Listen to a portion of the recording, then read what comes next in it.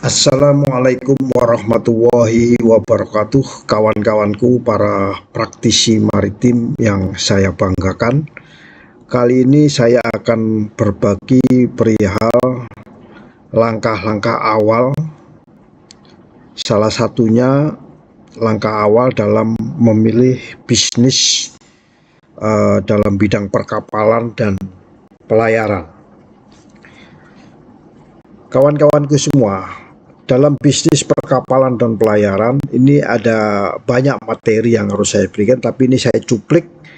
Salah satunya yaitu menentukan berapa sih besarnya kisaran modal yang perlu kita pertimbangkan di dalam bisnis perkapalan dan pelayaran. Yang pertama, namanya kolom pertama kita bagi namanya skema bisnis ya. Skema bisnis, di mana skema bisnis ini terdiri dari kita membeli kapal. Jadi kalau kita memang mempunyai modal, kita membeli kapal. Kemudian skema bisnis kedua, kita tidak membeli kapal tapi menyewa kapal sebagai pencharter kapal. Skema yang ketiga, kita menjadi broker kapal atau freight forwarder ya. Jadi tingkatannya lebih murah dalam sisi modal ya. Dan yang skema yang keempat yaitu namanya konsorsium atau joint operation ya. Ini ada 4 skema bisnis yang harus kita perhatikan di dalam bisnis perkapalan dan pelayaran. Kolom kedua ini adalah estimasi modal ya. Estimasi modal ini untuk kita membeli kapal tentunya kita harus punya modal sekitar 10 sampai 100 miliar plus. Jadi kalau memang kita punya uang besar ya memang lebih baik kita beli kapal, tapi kalau enggak ya kita ambil skema yang kedua ya.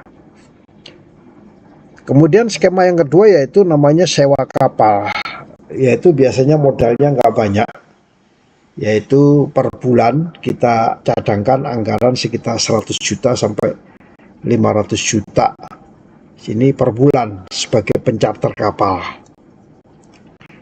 Nah kalau kita nggak punya dana itu, maka kita ambil skema bisnis yang ketiga, yaitu sebagai broker kapal atau freight forwarder. Biasanya nominalnya sekitar di bawah 100 juta. Ini bisa kita upayakan untuk bisa menjadi freight forwarder. Nah, bagaimana halnya kalau kita tidak bisa semuanya? Ada satu lagi namanya konsorsium ya, atau joint operasi, yaitu tergantung daripada kita, kelihayan kita mempunyai partnership dalam bisnis perkapalan dan pelayaran. Nah, di sebelah kanannya ini saya ambil keterangan atau catatan. Semakin kita mengoperasikan kapal yang kompleks, maka semakin besar juga biayanya.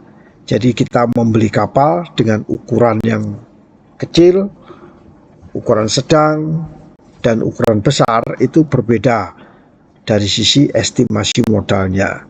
Jenis kapalnya juga demikian. Jenis kapal tugboat atau tongkang, kapal feri, kapal tanker, kapal kontainer.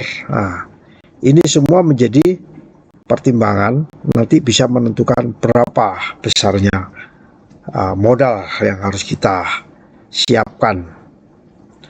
Nah, kalau skema satu ini kita tidak kuat, maka kita mengambil skema alternatif yaitu sewa kapal ya. Sewa kapal menjadi charterer, pencharter ya.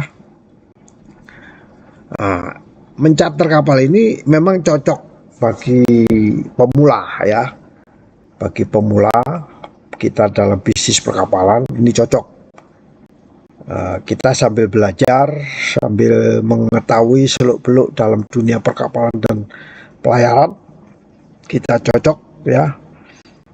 Dan bagi yang belum punya kapal pun juga cocok ya. Jadi ini sambil belajar environnya daripada bisnis perkapalan dan pelayaran.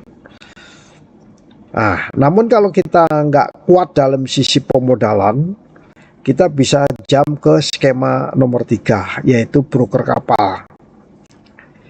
Broker kapal bisa dimulai dari kantor yang kecil, yang nggak usah besar, mempunyai home base-nya di mana, jadi broker.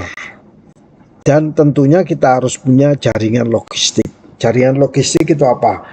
Ada produsen, ada transportir, ya, ada pelabuhan.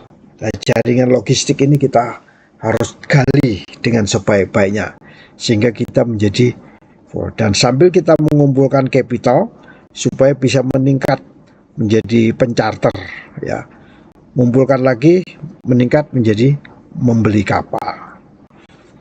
Dan skema yang terakhir yaitu skema konsorsium, yaitu kita bermodal secukupnya, mungkin ada modal pikiran, modal tenaga, ya. Kita berbagi hasil dengan pemilik kapal. Jadi hasil operasinya, pendapatannya kita di-share oleh pemilik kapal. Dan ini keempat skema bisnis ini menjadi suatu pilihan di dalam mengawali sebuah bisnis perkapalan dan pelayaran. Demikian, semoga sharing singkat ini bermanfaat bagi kita semua. Wassalamualaikum warahmatullahi wabarakatuh.